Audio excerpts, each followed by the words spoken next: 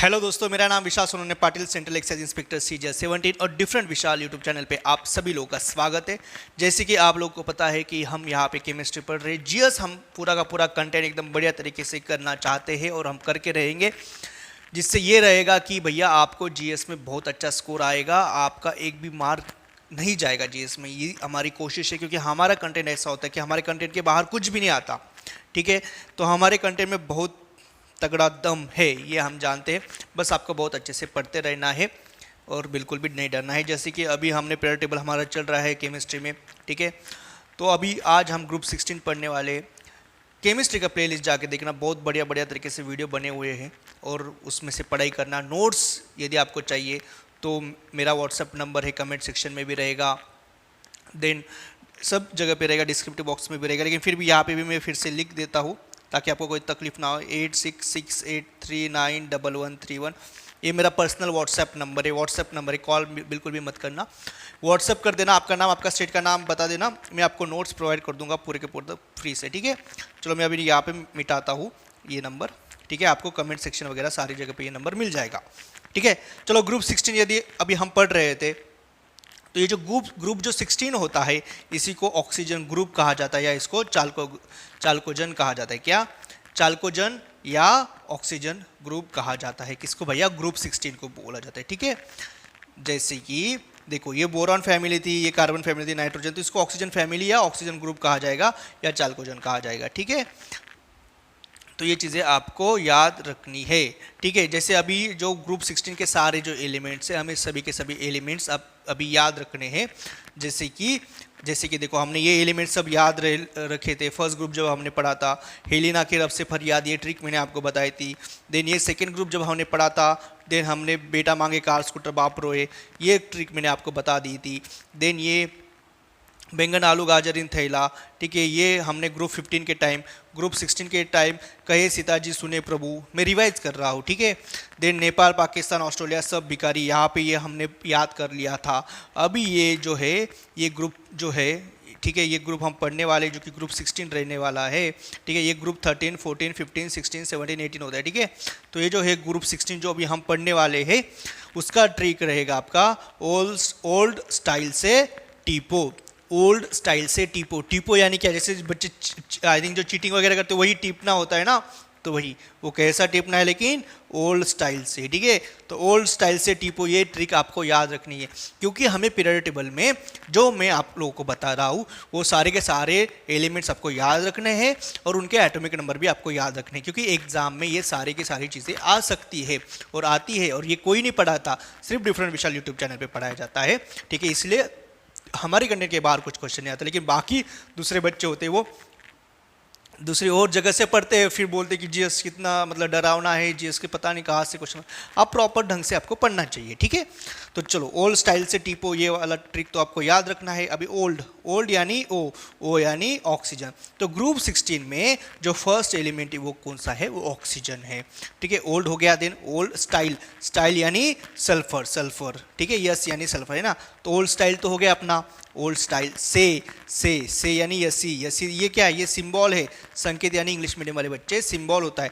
तत्व यानी एलिमेंट होता है। ठीक है, और ये परमाणु संख्या यानी एटॉमिक नंबर। यहाँ पे मैं इंग्लिश में लिख के दूंगा, आपको टेंशन बिल्कुल भी लेने की जरूरत नहीं है। ठीक है, और हिंदी इंग्लिश दोनों मीडियम में ये होने वाला है, इसलिए आपको कोई भी डरने की जरूरत नहीं। देखो, जैसे ये एटॉमिक भैया नंबर रहेगा, ये एलिमेंट है, तत्व यानी एलिमेंट है। ठीक है, संकेत यानी भैया ये सिंबल है।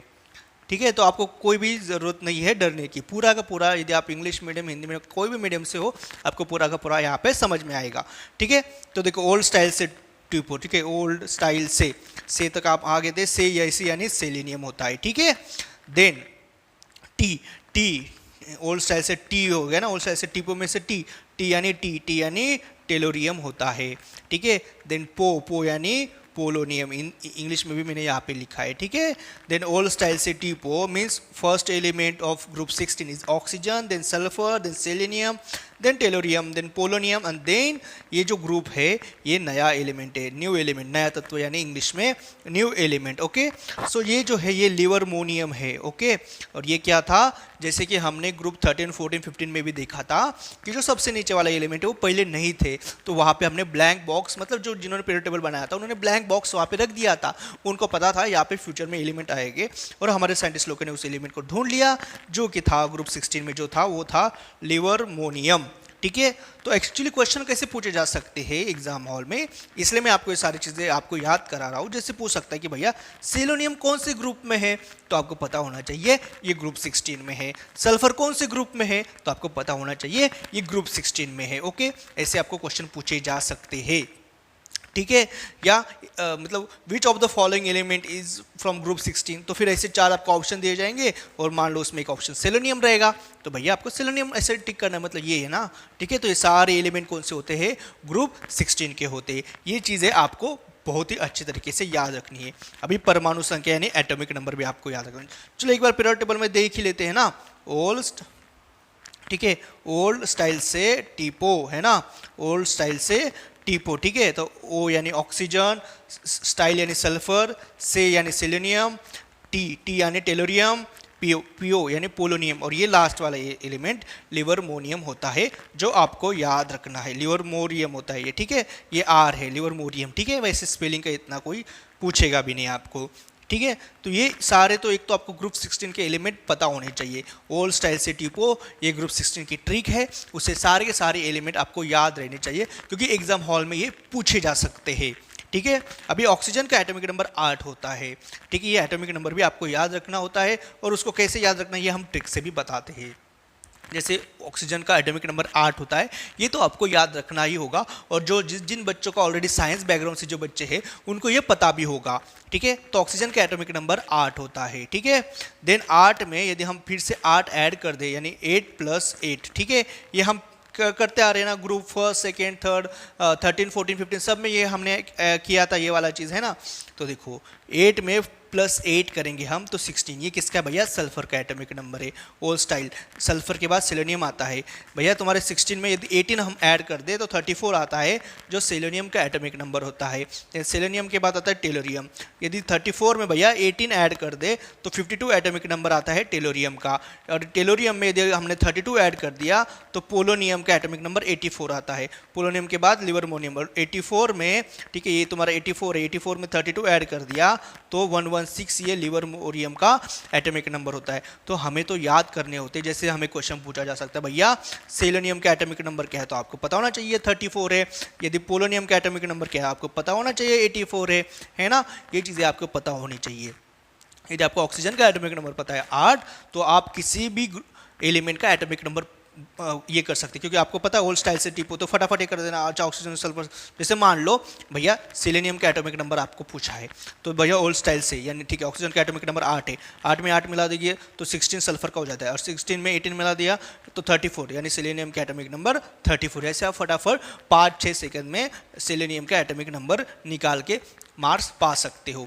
तो यही चीज़ होती है, यही चीज़ आपको करनी होती है। तो ये आपको सारे के सारे एलिमेंट याद रखने हैं, और उनके एटॉमिक नंबर भी आपको ट्रिक से याद रखने हैं। ये दोनों चीज़ें आप ट्रिक से याद रख सकते हैं। ओल्ड स्टाइल से टीपो, मैं बार बार दोहराता हूँ क्योंकि पूरा का पूरा आपके दिमाग में चला जाए। ठीक है, ओल्ड, ठीक है, ओल्ड स्टाइल से टीपो यानी oxygen, sulphur, selenium, then tellurium, polonium और लिवरमोरियम होता है। ठीक है, ये सारे के सारे एलिमेंट आपको ग्रुप 16 के हैं, ये आपको याद रखने हैं।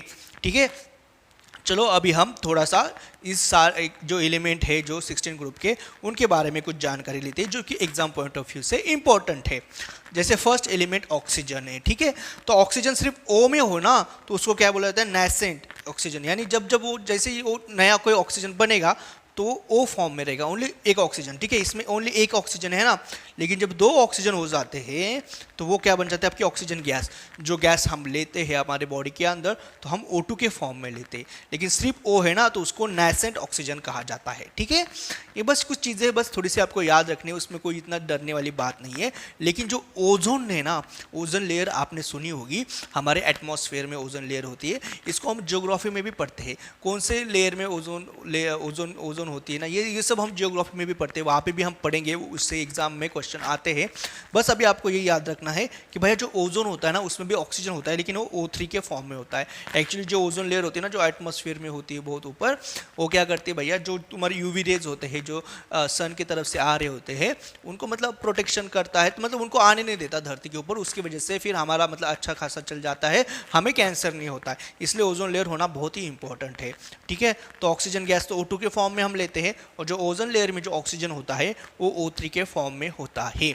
अब ये कैसे होता है, क्या होता है, इतना डीप में हमें नहीं जाना है, बस हमें ये चीज़ें याद रखनी है। ऑक्सीजन नेसेंट फॉर्म में जो होता है वो सिंपल O होता है, देन ऑक्सीजन गैस जो होती है वो O2 होती है, और जो ओजोन लेयर में जो होता है वो O3 होता है, ठीक है।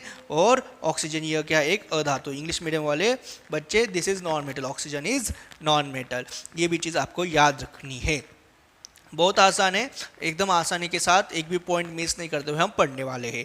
देन ओल्ड स्टाइल, स्टाइल यानी यस, यस यानी सल्फर, देन उसके बाद सल्फर, यह क्या है भैया, ये जो सल्फर ये क्या है, अधातु है, अधातु यानी ये क्या है भैया, इंग्लिश मीडियम वाले बच्चे, this is non metal, okay. Oxygen was also known metal and sulphur is also known metal, ठीक है। घरों में जो प्याज होते हैं ना, प्याज लहसुन वगैरह जो होते हैं, एक मिनट, ये जो प्याज लहसुन जो होते हैं ना, उसमें आने वाली जो दुर्गंध है ना, वो किसकी वजह से होती है, सल्फर। इंग्लिश मीडियम वाले बच्चे, in your house there will be garlic and onion, okay, and from that garlic and there will be very bad smell, okay, right, from that garlic and that onion na, and that bad smell is due to the presence of sulfur, okay. In garlic and onion there will be sulfur, and because of the sulfur only bad smell will come from what, garlic and onion, ये चीज़ आपको याद रखनी है, ठीक है। Then hydrogen sulphide, ये जो hydrogen sulphate होता है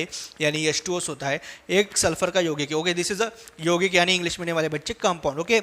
so hydrogen sulphate is a compound of sulphur, okay, you know that, ठीक है भैया। जिसमें सल्फर रहेगा तो ऑफ कोर्स इसका कंपाउंड होगा ना सल्फर का, ये तो बेसिक चीज़ है, ठीक है, लेकिन फिर भी हमने बताई क्योंकि हमने आगे ये आपको बताना है चीज़। तो हाइड्रोजन सल्फेट है ना, एक सल्फर का यौगिक है, it is a compound of sulphur, जिसमें सड़े अंडे की जैसी गंध आती है, ओके। मतलब सड़ा हुआ अंडा को इंग्लिश में क्या बोलते हैं, आई थिंक रोटन एग बोलते हैं, ओके।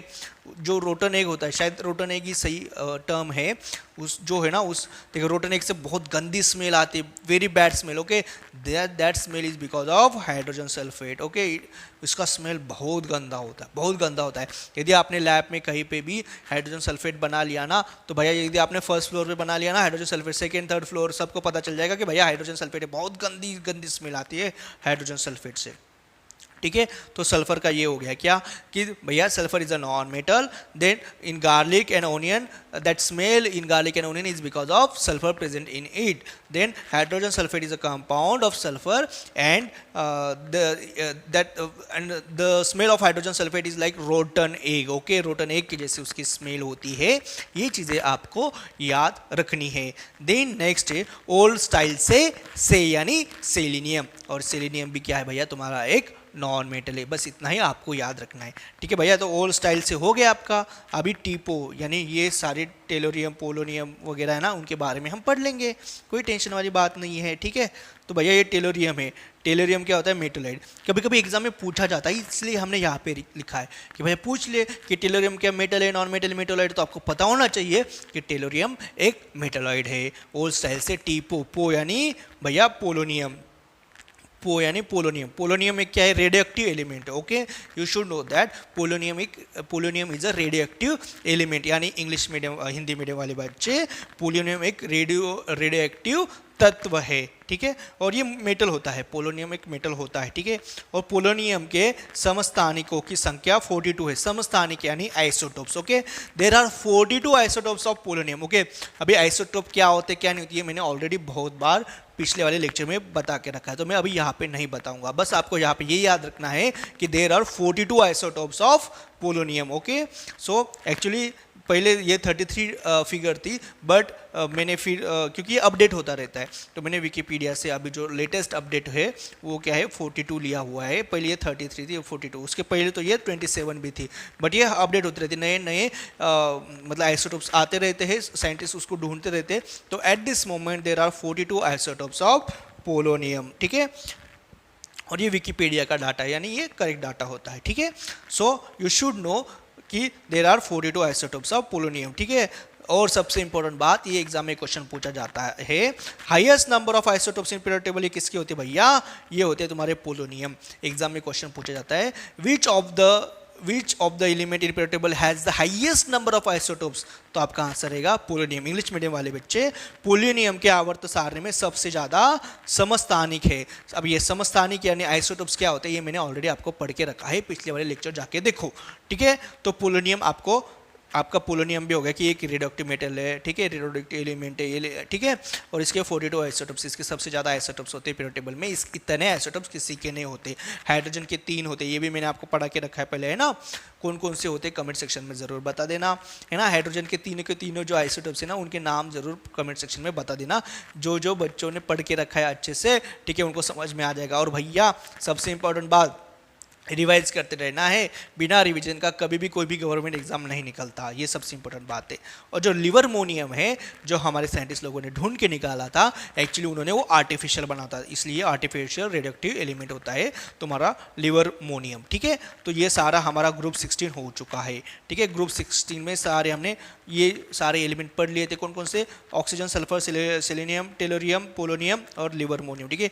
ऑल स्टाइल से टीपो, ये हमारी ट्रिक थी और हमने उनके एटॉमिक नंबर भी याद कर लिए थे।